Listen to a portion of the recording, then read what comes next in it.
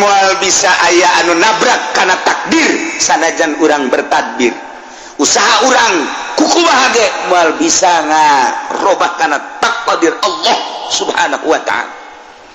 Urang hanya bersyariat doang talamun urang cek inget kadinya tuh geus takdir beuh eta budak tabrakan cak aing ge tadi beuh teh si budak rarasan aing bakal tabrakan tah budak lamun teu kenceng mah meureun moal tabrakan teu bisa kitu. Itu bisa gitu tetep emang geus di dinya meureun ajalna kajeun kukumaha ge mun teu bisa kokoseran hindungna ceng aceng teh gara-gara naik motor cak mah ge ulah kenceng-kenceng beuh lamun aceng andai kata teu kenceng mah meureun moal paeh tuh urang mah aya andai kata bae mah tetep bae teu bisa ka geus takdir ti ditudak kos kitu. Ya aing sebenarnya mah mun baheulana teu kadinya mah meureun moal kawin jeung si eta nya jorenya beke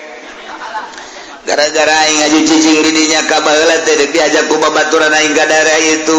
hanjakal teu bisa kitu emang geus qodona ti ditu tulisanna bakal kawin jeung si eta atuh teu bisa geus bae ku ari mah maning bersyukur. Allahumma ya qadiyal hajat Allahumma ya melanjutkan lalakon kisah tentang kaum Samud anu dipimpin ku Kangjeng Nabi Shalih alaihi salam. Di awal kaum Samud anu sangat bangkawarah lantaran neruskeun kaum Ad ku Gusti Allah diturunan Kangjeng Nabi Shalih alaihi salam. Kemudian masyarakatna aya permintaan yang ngadatangkeun onta tina batu gede kalawan mujizat Kangjeng Nabi Shalih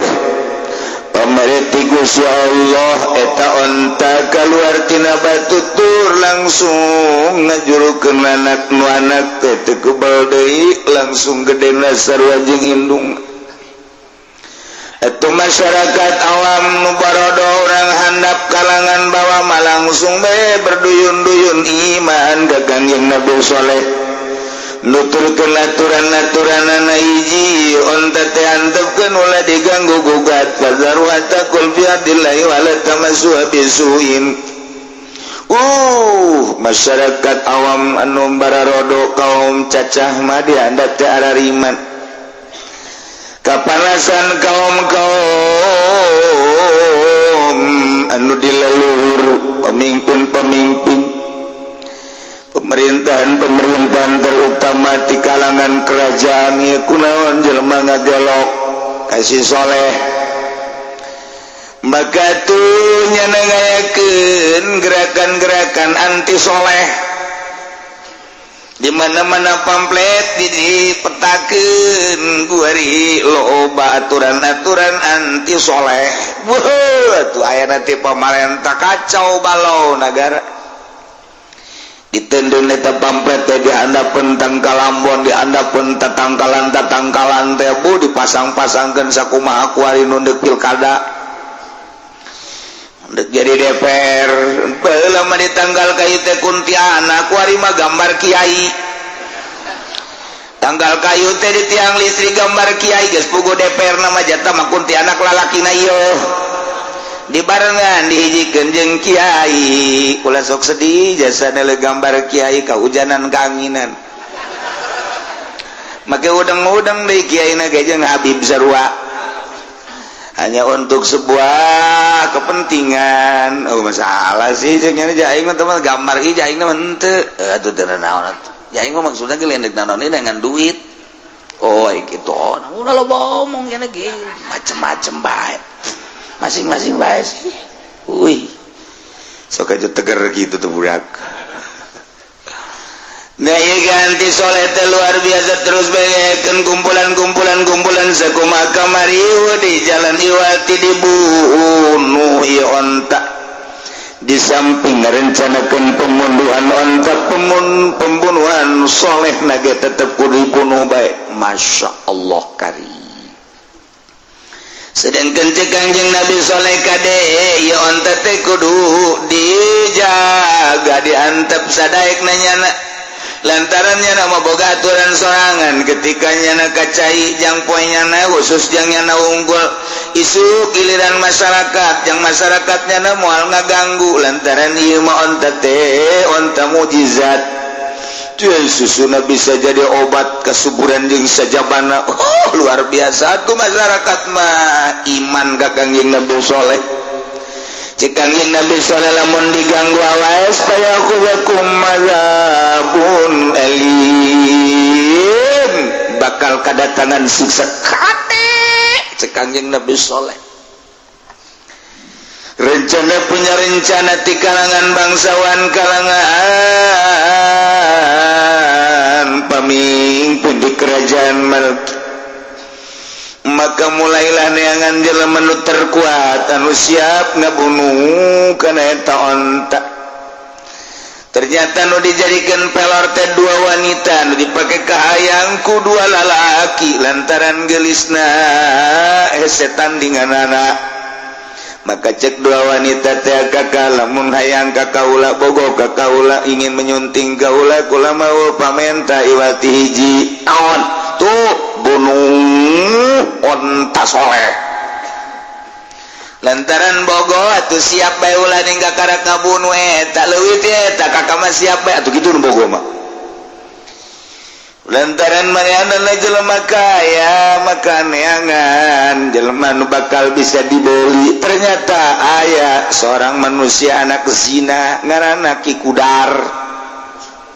Maka Ki Kudar teh didatangan seorang geng anu luar biasa ye. Asalnya nama dibere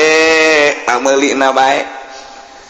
Sakumaha kahayang Ki Kudar bakal dicumponan maka Ki Kudar siap untuk membunuh onta Saleh. Bahkan Kanjeng Nabi Saleh nage siap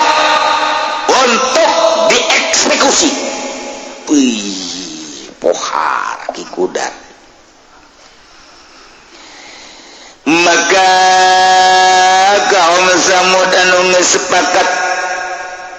sameme ngayakeun pembunuhan onta teh ngayakeun undang-undangan ti Saleh. Bahkan sababaraha tokoh masyarakat anu iman ka Kangjeng Nabi Saleh dipanggil dijeburkeun ka penjara digebuskeun ka penjara. Masyarakat teh diembargo ku pemerintahanna sorangan. Roda perpolitikan jeung perekonomian teh hajat disalurkeun ka masyarakat ku sadobe hasud. Lantaran Kangjeng Nabi Saleh loba pengikutna maka masyarakat teu meunang nigu jeung nuturkeun ka Kangjeng Nabi Saleh. Perekonomian ku pemerintah sorangan dibatasi. Ditarangkepan jelema. Bahkan isu nu santer Nabi Salehna akan dibunuh. Ya Allah. Akhirnya jadi akalun saya titilah sekian puluh ribu ratus ribu masyarakat teh anu iman ka Kangjeng Nabi Saleh lumayan tapi ente cara Kangjeng Nabi Daud teuing ente cara Kangjeng Nabi Hud teuing nu iman ka Kangjeng Nabi Saleh aya 4.000 manusia. Deres mah deres ya. Deres. Tina sekian ratus ribu manusia nu iman ka Kangjeng Nabi Saleh 4.000 manusia. Tetap nyada maka junting di kuku mah aga iman mae bunuh masalah geus pokona. Nu penting ulama syahadat kula asyhadu an la ilaha illallah wa asyhadu anna shalihan rasulullah. Wah, loba nu dibunuhan masyarakat. Jadi orang tiba heula lalakon kos kitu. Kumpulan masyarakat untuk siap menyaksikan dibunuh onta Kanjeng Nabi Saleh ku salah seorang manusia anu dibuli siap untuk membunuh onta tersebut ngaranna Ki Kudar. Udang kunyana onta sehingga saya udah dikupat kapit ku nya eta pedang kupat kapit langsung tublas teuncit ku Ki Kudar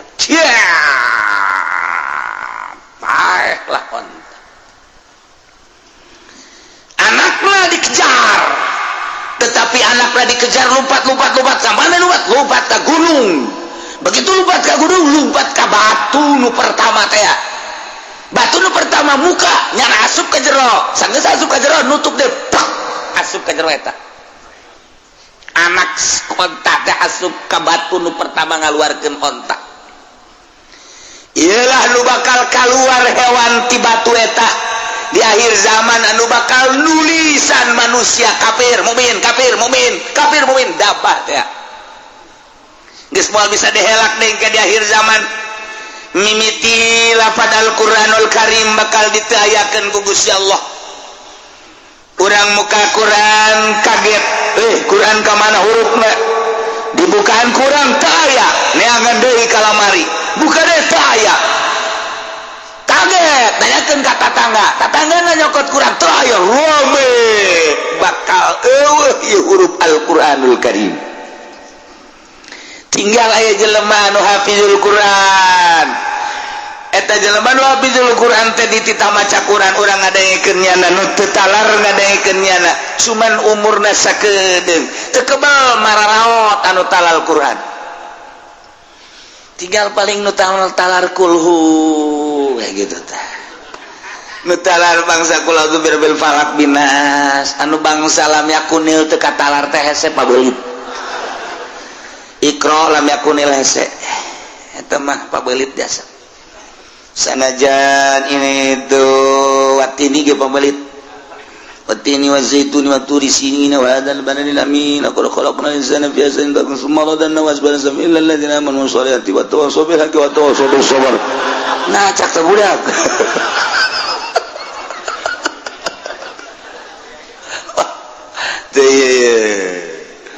geus atuh nu talar Quran ge nu bangsa nu tatalar Yasin tabarok bangsa di maotan tinggal biucak-cak buricak tapi mah gancang caritana timbul dabah eta berarti ti Yordan ke muka deblek keluar dabah eta nah ieulah nyana bakalna dibere ku Gusti Allah patlot eta patlot nulisan jelema kafir mukmin kafir mukmin atuh kadang tak katara di dieu sia kafir sia mukmin aya di dieu teu bisa ngahelak deui teh mah masyaallah kari ieu dabah nu eta masuk ka batu deui tinggal onta nu ieu anakna masuk ka batu onta nu ieu mah pae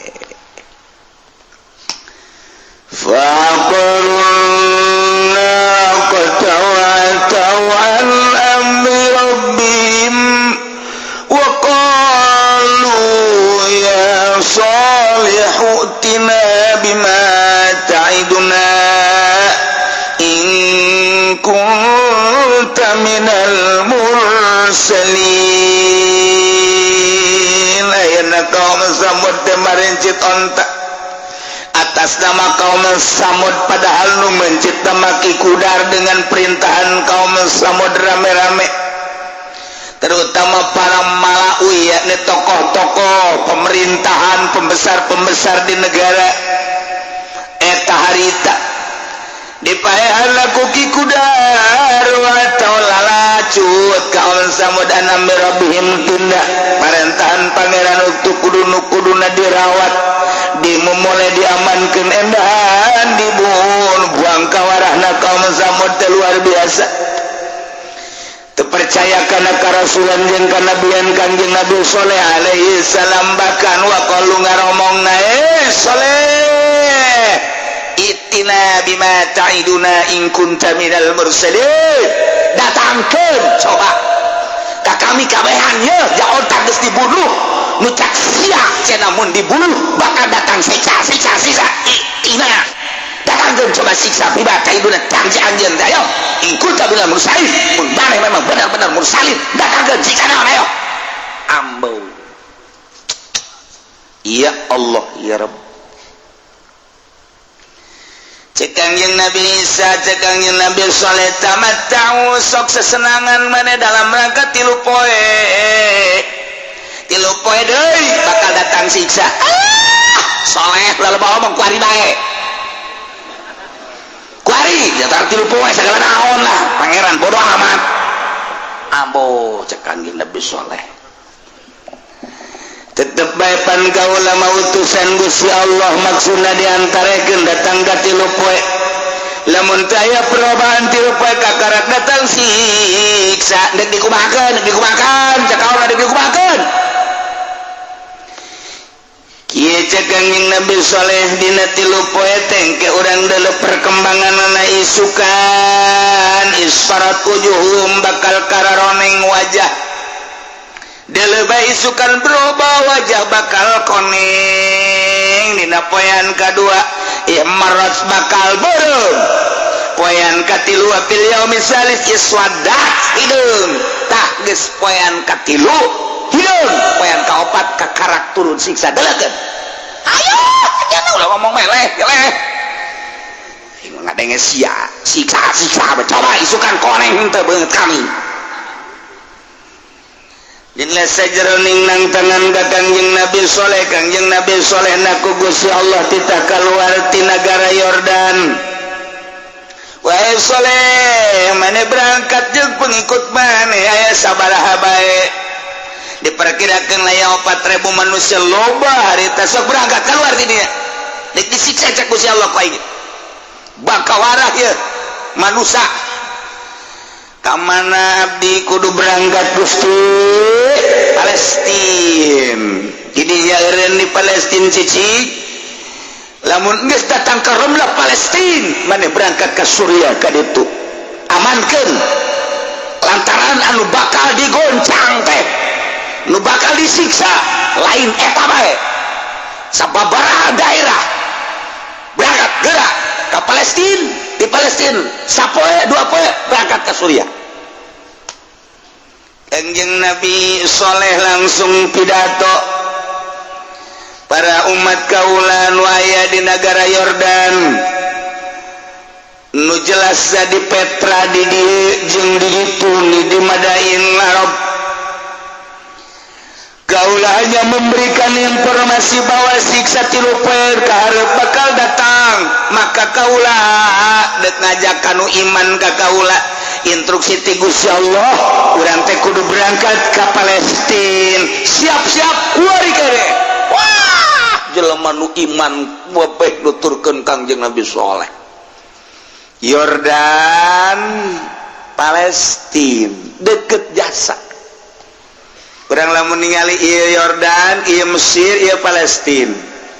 di dieu teh aya Aqabah 3 negara urang kadeuleu bisa urang aya di tungtung Yordan kadeuleu Mesir kadeuleu Palestina kadeuleu lampu-lampuna katingali ieu Kangjeng Nabi soleh kita berangkat tadi dinya set ka dieu nyebrang ka Palestina daratan teu lautan daratan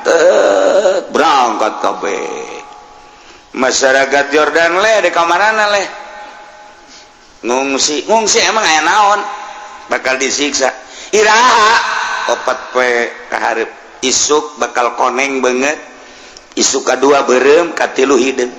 osok macem-macem meleh tiba heula ge jana teh karar itu atuh beureum aja teh berjamaah kabehan ieu mah bakal babe mah deuk disiksa lewat sok lalamunan teh sok teman-teman amat leh teh kami mah berserta anu iman ka kaula jeung ka Gusti Allah kami neuk berangkat aya sabodo atuh deuk berangkat mah kami nadaan di dieu siksa nyaho coba tapi lamun kami teu disiksa wah sial dibunuh gua yang gimana bae ayana kami geus mempersiapkeun manusia-manusia anu bakal ngabunuh maneh ayo berangkat Kangjeng Nabi soleh ka Palestina lempang dirinya ke Palestina teh jadi kesanajan deket ya pandari lempang mapan meureun 4.000 manusia anu iman mah teu lain setik waktu datang ka isukan bener masyarakat pipina beungeutna kararoneng kabeh silih tunjuk beungeut sia koneng sia ge koneng emang aing koneng ngaca tuh itu koneng ieu karoneng kabeh bungut koneng tias kabeh ulah-ulah bener ya si soleh ya kos karariam aja omongan ngeceknya nih cenah poean ka hiji koneng ieu bener ya sana para rias ge tapi jangan percayalah orang ulah wakalan ulah kepercaya kadenge kabar berita ka Kangjeng Nabi Saleh bahwa banget umat nu aya di Petra teh kararoneng tuh berarti jadi ya siksa kajen ku kumaha Kangjeng Nabi Saleh na kan sindit jeung nu iman masyaallah wayan kadua barem kulit manusia silih tunjuk sia barem wabah rame di negara Petra teh rame harita teh ieu urang barem kieu teh pan meureunanan cek si Soleh teh cenah bakal datang siksa mimiti karoneng ngaju barem ieu urang geus kieu kumaha apa iman bae gitu ka Soleh aya penasehat hukum Yusril berendah ulah waka iman atuh tunggu sapoe deui cek Soleh teh sapoe deui ulah waka rajing atuh urang gengsi kudu iman mah tuh atuh gengsi ontak geus dibunuh ku urang Solehna bakal dibunuh ku urang ada urusan siksa-siksa ieu tahan bae siksa naon sih coba diatur urang lah sabira siksa meureunanan paling meureun datang batu kerikil atau angin-angin atuh urang muntah yang bae sih penasehat hukumnya hebat jasad nu ngaulah-ulah karena iman bener Datuk iya bener ulah datang ke iman atuh padahal hati mah kabeh teh masyarakat iya bener kajian hukumage soleh bener ieu poe hidung kabeh beungeut masyaallah harideung beungeut teh harideung bae ngarobrolnya berarti orang isukan siap disiksa iya bener Soleh iya kumaha tuh iya orang siap apa disiksa apa iman mah iya gengsi kudu iman ka Kangjeng Nabi Soleh mah orang gengsinya lagi geus eueuh neuk kumaha coba ieu geus kieu ieu urang lah coba hayang nyaho isukan neuk kumaha coba datang ka PK4 mulai oyag-oyagan taneuh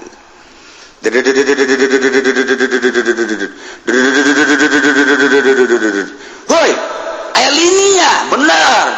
lini urang ka mana ya tahan lini sakieu ieu di luhur galedeg wow tak gitu jekung bedug da mah ge kos kitu mah kilat sing burinya jegar sing jalegar galedeg sing jalegar bayangkeun ku urang-urang kakarak aya galedeg hiji dur bae geus sakitu poharana budak leutik mah sawan budak gede ge hajuna ke pamajikanna tuh dipegat-pegatkeun tama sawan tadinya pelampiasanana sing burinya jadi di luhur teh kilat jeung galedeg dihandap digoyang-goyang ku Gusti Allah eta bumi teh ya Allah ya Rabbi jelema terus lompatan ka kaler ka kidul kawetan aya nu tabrakan nyana jeung nyana jeger ya manusia tidinya tuh ku Allah digedog-gedog we terus kadieureunkeun ke digedog di luhur kilat jeung galedeg sing jeleger geus beul nu bisa kukumaha tuh terus diputar ku Gusti Allah langsung digedog terus bae digempakeun ku Gusti Allah blas galedeg sing jeleger teh kuari mah jelema nu hurup saurang-urang can kabeh ngusruh nu mantak fakhazat umur rajfatu fasbahu fi darim jasimin maka Allah nyiksa ngeunaan ka kaum Samud terus batu gempa anu dahsyat zilzalatus syadidah lini anu luar biasa orang gempa kakarak 5 hektar 6 hektar 7 8 hektar geus kieu kajadianana urang lamun nyaritakeun kamari gempa bumi anu aya di Padang datang ka kuari cenah kajeroanana 3 kilometer eta teh jelema setelah dikeker teh jelema aya di jeuk kedalaman 3 meter 30 kilo lamun 3 kilo berarti kan 3.000 meter sabaraha ribu manusia harita nu gempa di Padang urang lamun nyaritakeun berbagai gempa nu laletik mah Garut itu gempa kula di Garut teh tepan eta aya jalan kareta kitu tah ieu kan pegunungan di dieu tah gunung nu belah dieu teh kapan nimpa kareta lantaran gempa kan di dieu dedengkeun di dieu kapan loba manusia emang jelema di dinya mah tilok saralat judi malulu Cina dilongsorkeun ku Gusti Allah gunung ti luhur ka anak brek datang ka kuari kapan eta sabaraha ribu manusia teh diangkat anu di Sukabumi nuku urang kadenge mantas tsunami Aceh harita digempakeun deui ku Gusti Allah lantaran jelema tukang kredit malulukan di dinya digempakeun ku Gusti Allah datang ka kuari teh diangkat sabaraha puluh manusia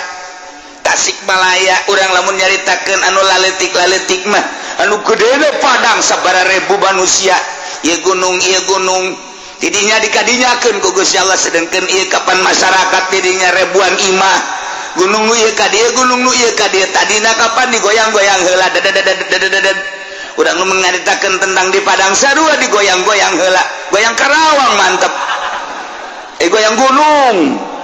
nah dadadadadadad kunaon eta gunung gadarinya kabeh tadina bras bisa dibayangkeun ku urang Masya Allah karim ialah fa'akhadhathumur rajfatu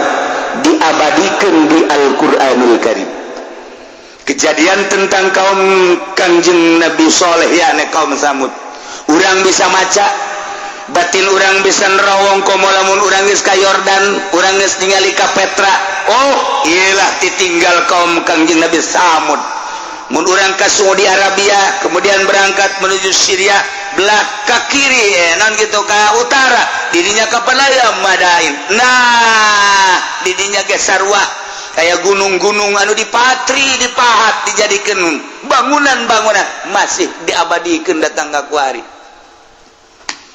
urang bisa maca mun urang ka Yordan atau urang ka Saudi Arabia bisa neuleuh pahatan-pahatan kaum Kangjeng Nabi Samud kaum Kangjeng Nabi Saleh yakni kaum Samud ialah Al-Qur'an fa'akhadhathumur rajfatu fa'asbahu fi darihim jasimin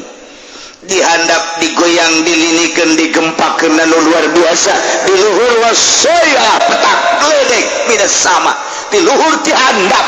bayangkeun ku urang sing celegirna ti luhur sing burilakna ti luhur dihandap terus bahkan suara-suara gemuruh wah anu hese dicaritakeun anak cakaol ulah kudu digoyang jeung galedeg ngadenge suarana doang ge urang kudu pae ku dahsyat-dahsyatna ngadenge suara gemuruhna bae kudu pae jadi padange kapan aya suara heura eta teh kadenge gemuruhna suara teh kabeh ge kaget ieu teh aya suara naon di luhur lain di handap lain suara deuk aya tsunami kapan suara sarua bae teteh suara kos gitu misteri teteh suara kos Gunung Galunggung Tasikmalaya waktu kuda di Garut harita teteh kapan cek kurang Tasik na aya suara heula guru-guru dugan aya kaget kabehan ge orang Gunung Galunggung dibere suara heula nu mentak wali Allah mah dibere tanda-tanda lamun teh mah aya gunung kemudian hewan-hewanna tarurun teh berarti deuk disiksa urang kita hewan-hewan tarurun eta teh ngabejaan ka para wali Allah mah ku bahasa isyarat hewan anu pahameun wali Allah mah sarua jeung utusanana bahwa gerak keluar ti dieu lantaran dieu teh disiksa mungkin orai mungkin binatang-binatang nu aya di leuweung atau di gunung keluar eta ngabejaan entak sing ade bisi di lemur urang aya orai aya monyet sing ade eta utusan Allah barang disiksa ku gempa dihandap lini anu luar biasa luhur kilat jeung galedeg sing jeleger fa asbahu fi darim jasimin maka jadilah kaum Samud di negaranya di desanya jasimina bergelimpangan tapak dekum mayat-mayat geus teu berdaya barikina ala rukab geus urut-urutna manehanana nentang ka Gusti Allah kuari mayyitin rukab teu berdaya sing bergelimpangan bertekuk lutut dekat sahamun tayang wae kabeh Masya Allah kos gitulah masyarakat jeung umat anu nentang kana mujizat tentang ka Kangjeng Nabi soleh khususna kuari ge lamun urang nentang ka Kangjeng Nabi urang atuh moal teh ku Gusti Allah disiksa ngan disiksa na ku Gusti Allah cepolan-cepolan urang di Tasikmalaya Gunung Galunggung kemudian kamari tsunami Aceh di dia ke Pangandaran ditangakeun deui tsunami kemudian atuh kuari di ditu di Padang gempa bumi Sukabumi Cianjur Garut terus loba-loba di Banten ge atuh aya seetik ieu teh mere pepeling ka urang kades ya lamun teu nurut ka Al-Qur'anul Karim diludeskeun ku aing cek Gusti Allah. Untung masih keneh aya jelema anu ibadah ka Gusti Allah ikhlas tanpa pamrih anu ti penting hudang mandi ka cai tadarruk ka Gusti Allah aya keneh anu maca Quran tengah penting ngalengis ka Gusti Allah zikir ka Gusti Allah cacak geus anu kitu ningali kahirupan kuari masyaallah dedengean urang di berbagai sektor korupsi di berbagai daerah pemalingan di berbagai penjuru pemabokan di berbagai daerah perzinahan ieu kan ngaranna ngundang tsunami ngundang siksa geus teu daek ngadenge ka ucapan kiai teu ngadenge ka Al-Qur'anul Karim di mana bae kuari mah mabok zina maling korupsi pemalingan nu kamari mah urang ngadenge sakadar maring HP jeung sepeda ningkat kuari kana motor mending lamun jelema teh dibunuh deui silih bunuh kuari mah pemalinganana gara-gara dibeulem kemudian kuari mah nu malingna atuh geus dibunuh deui bae aju kuari ka mobil deus mobil anu jarore mah mobil bagus dipaling keneh bae termasuk angkot ge dipaling bae ku nyana angkot dipaling truk dipaling ieu mah kuari mah jadi pamalingan kabehan urang adenge nu maling ngeri kuari mah kaluar ti peuting sorangan geus teu wani lantaran berhadapan jeung pamalingan pestol pan kuat deh ieu jadi nagara naon di urang teh masyaallah karim lamun jana ngomong hei sia kunaon maling bae ulah loba ngomong ya urang mah maling sakieu teu di luhur miliaran oke nya sakena teh aing mah maling motor ge udak-udak aing nyana ngaling urang teh dikukumahakeun saha si eta coba ngomongkeun si eta saha bejakeun lah kono eta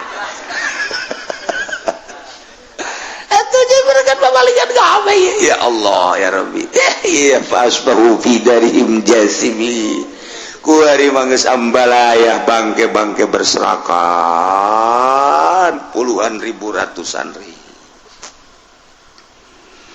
Kanjeng Nabi soleh lagi saya di Palestina kemudian berangkat ke Suriah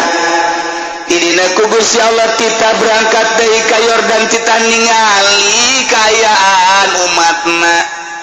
jeung kita cara ricing deui eta mah sakadar menghindar tina siksa doang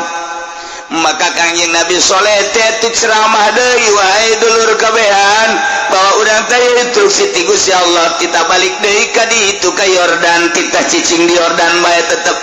berangkat deui ti Palestina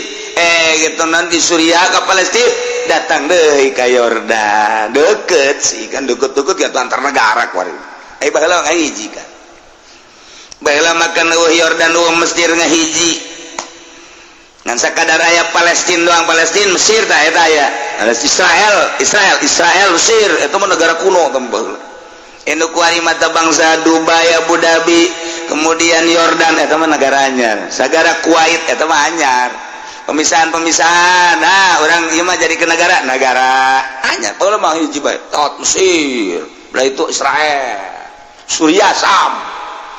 baheula tah mah negara kuno tah zaman Kangjeng Nabi Ibrahim Sam Syria. Nah Kangjeng Nabi Soleh balik deui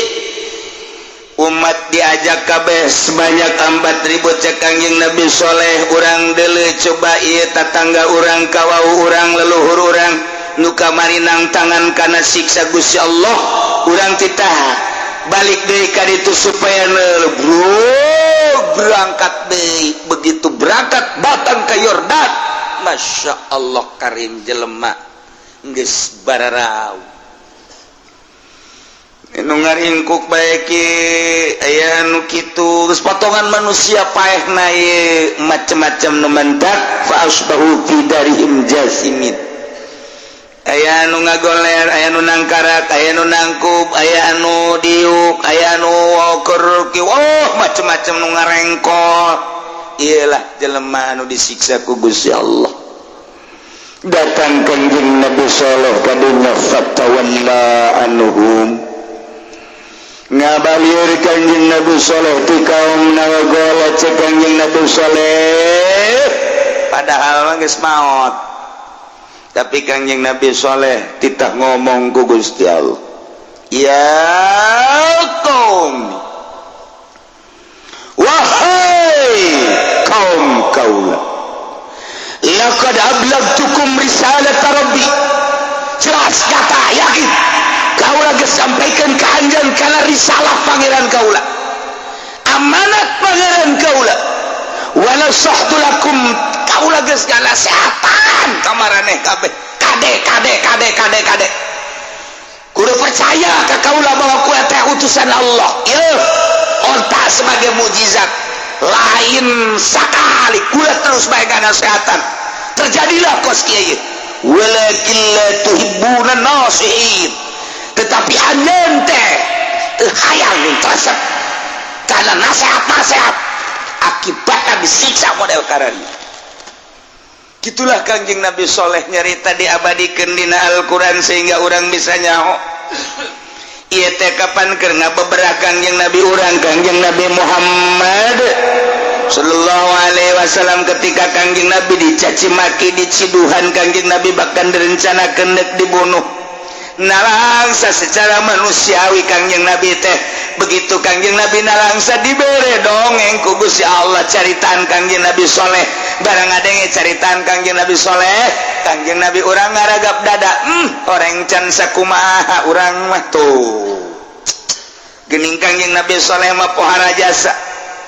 jadi ngarasa leutik Kangjeng Nabi dicaci dimaki dirusak sahabat dan lain sebagainya Kangjeng Nabi narek dibunuh diusir eta Kangjeng Nabi ngarasa leutik lamun deuleu ka Kangjeng Nabi Soleh alaihi salam. Diabadikeun dina Al-Quran tentang kaum Kangjeng Nabi Sam Kangjeng Nabi Soleh yani kaum Samud ucapan Kangjeng Nabi Soleh na ieulah fatawalla anhum wa qala ya qaumi laqad ablagtukum risalat rabbi wa nasahtu lakum walakin la tuhibbuna nasihin. Kaunikanana aya dua manusia nu hiji awewe nu hiji lalaki keur eueuh di dinya. Nu hiji lalaki ngalalaki argolnya nama keur ka tanah haram Mekah. Anu hiji deui awewe nyana keur nyaba keluar daerah dinya. Begitu ngadenge nu awewe bahwa disiksa di lembur eta. Awewe eta hayang nyaho coba kos kumaha si siksana barang datang ka dinya lantaran nyalawat teu iman ka Kangjeng Nabi Soleh eta gempa aya deui. Jangan gempakeun sorangan doang. Gua ada sing jeleger deui. Sakumaha tadi mah. Padahal jang sorangan doang. Wah, sebabnya bertanya-tanya kos kumaha sih siksana. Di jero hatenya teh kos kumaha datang ka ambalaya ki isi siksa kos kumaha ieu.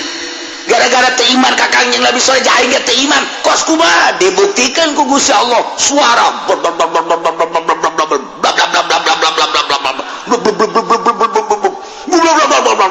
wah si jeleger tubang wah goyang di hadap paeh tinggal kiar gol nukeraya di tanah haram Mekahnya nangga denge bahwa negara dua negara disiksa hiji di Arab padain nomor kedua padain soleh nomor kedua di Yordania nyana hayang gegeraan bae balik ka ditu hayang neuleuh sarua jeung nu tadi di kos kumaha cenah eta siksana coba aing hayang nyaho padahal mah nyana lamun cicing bae mah di tanah Mekah atuh aman nyana moal paeh tah urang mah make padahal mah nah naon nih orang masuk make padahal mah bae padahal tuh geus moal bisa geus aya qada jeung qadar Allah qada adalah pelaksanaan Gusti Allah di alam itu qadar ketentuan Allah kuari ngahiji qada jeung qadar moal bisa aya anu nabrak kana takdir sanajan urang bertadbir usaha urang kuku bahage moal bisa ngarobah kana takdir Allah subhanahu wa ta'ala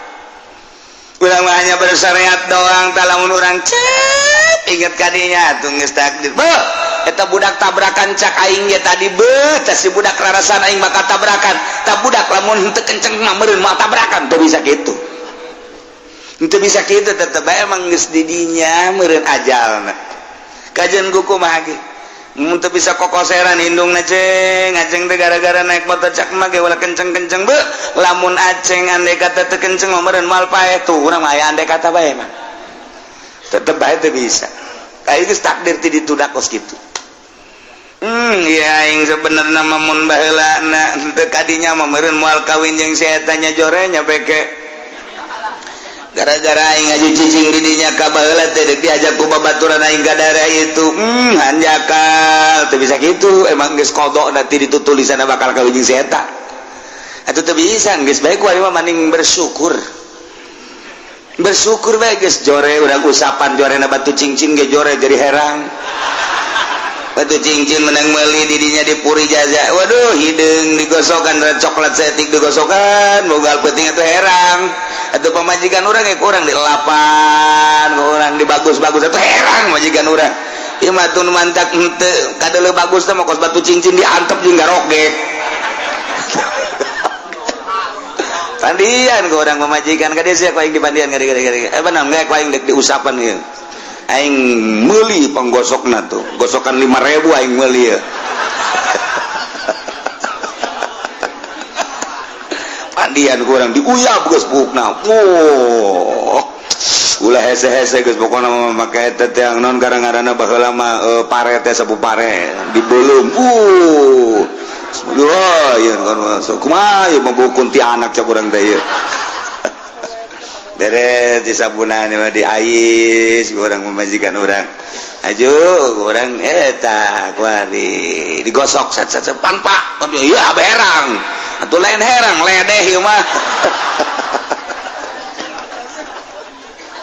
sapoe dua poe bamulikeun urang parfum nu bagus atuh naon kitu ngaranna wedak ieu mah wedak mah keli bekel nya ngahutang deui kalina get dek gelis kumaha atuh bedak keli tetep parang ti dampal dikabeungeutkeun keli mah parang ti dampal dikabeungeutkeun teu beres atuh nah nu bagus emang nu kos kumaha kiai dalah kolot baheula meuli di pasar kemis anu baru leuteut eta di caian eta nu hebat mah tah mah kieu leuwih parah tah mah kos kitu baheula mah aya di pasar kemis tu baru leuteut datang ka imah aja di caian angel jasa eta ka ieu ngan teas jasa Pak menang di Gunung Karang masalah tah mah meureun bisa pakai badut cincin eta lamun ku ari mah eta parfum ngaranna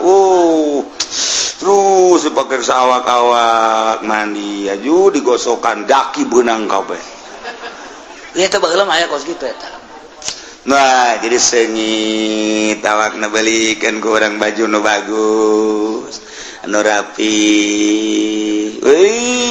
melilipan anu hideung-hideungan Masya Allah tuh urang ieu dipandang ku urang jas ieu geus dibagus-bagus ke jajore bae heran ieu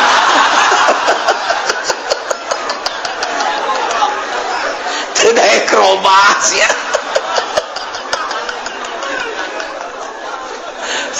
ngan rada deres bae kudu rada aya Luis ya ye baik digosokan ge rada aya Luis jadi maksudna aing mama wasiatnya teu disaha-saha kan eta mah kamari mah mun ku aing dibawa ke undangan aing babaturan aing ngomong eta saha saha deui eta pamajikan oh sugan teh pembantu tah aing bunga ngekos kitu tah ih saya rada Luis bari mah tetep urang ngurusan atuh diurus kurang siapa awak ieu kan rada gede ajur rada pendek geus aing meuli kunaon bude jasa ieu jadi berarti kan hampir kos barong lah sia ieu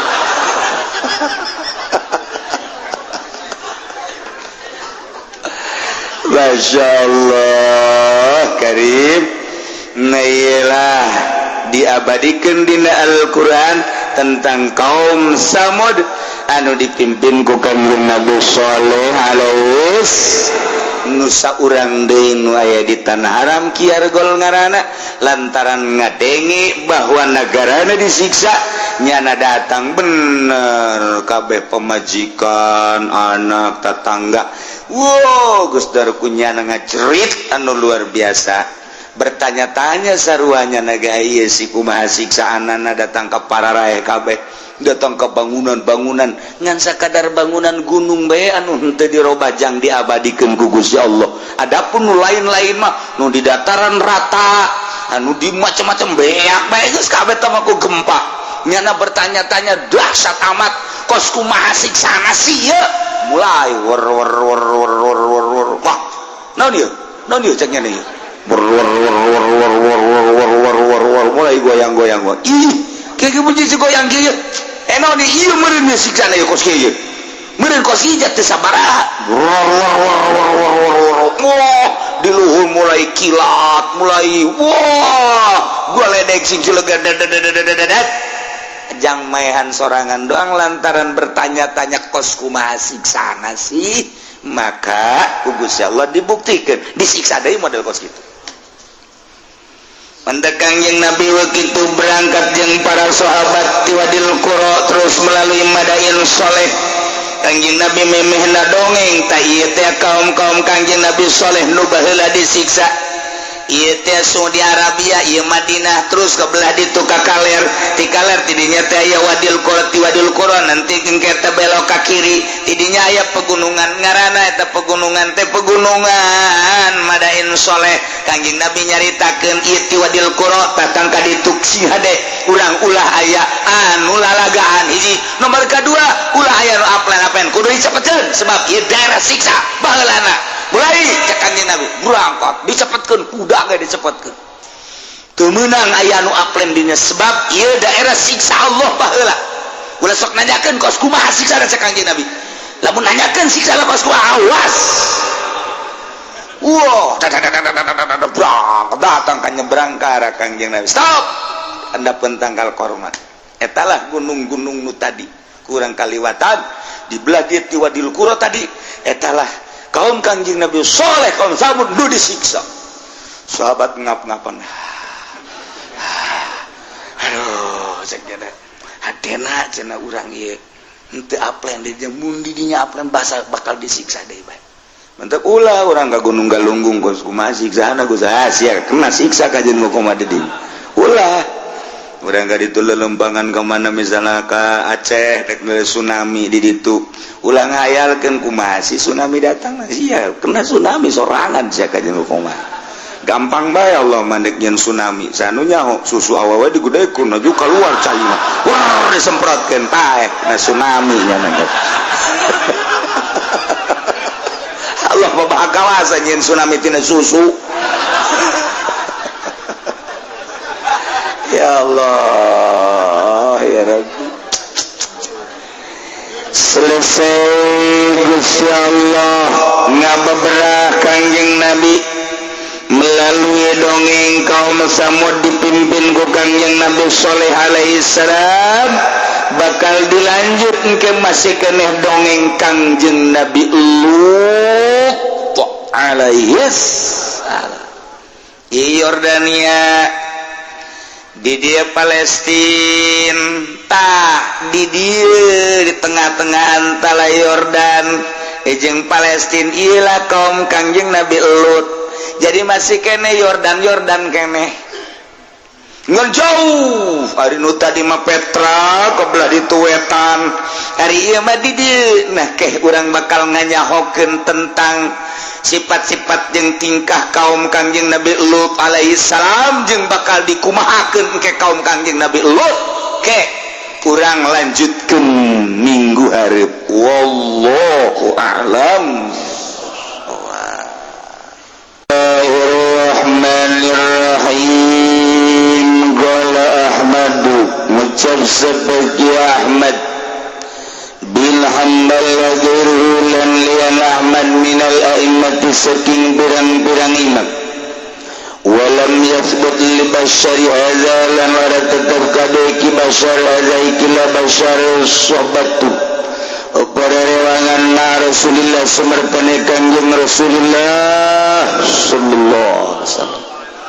li anna Rasulullah karena satune Kangjeng Rasulullah sallallahu alaihi wasallam qad kubul ketemen dan pupuskeun ya Kangjeng Rasulullah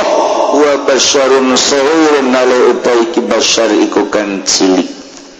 golong ngucap ya ulama kabeh wa kharafa basyarun lan pikun sapaki basyar fi akhiri umri dalam akhir umri basyar wa kana lana ya basyar rajul su'in iku wong lanang kang lain paus tutup ya qaul kula udawa wa tazabaina dawa kana khatimatu su'in ana pepugasan ki basyar iku pugasan kang ala bid'awati aliin radhiyallahu an kalawan duane ka sidina ali muga nilar penuh sepelanu saking ali painam kesatune kalakuan iku lama balaghu samang-samang satu magahu ngali opanam satune basyar wabah iku nyemelawa basyar ibni Ubaidillah ing anak ronone